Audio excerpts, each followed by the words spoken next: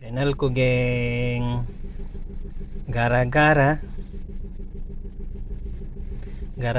aku upload video prank di YouTube dan kena guideline, kena strike, geng. 3 bulan. Jadi sekarang video ku semua di privatekan sebab semua kolaborasi nih. Takut nanti ada apa-apa channel saya kena ban. Nasib baik baru 900, geng. 900. Tinggal 81 video dari 100 lebih.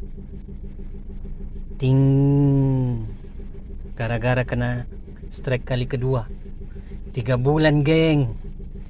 Inilah pengajaran. Kalau mau buat konten, tengok-tengok dulu. Apalagi yang kolaborasi atau yang video prank. Saya kena pun gara-gara video prank, geng.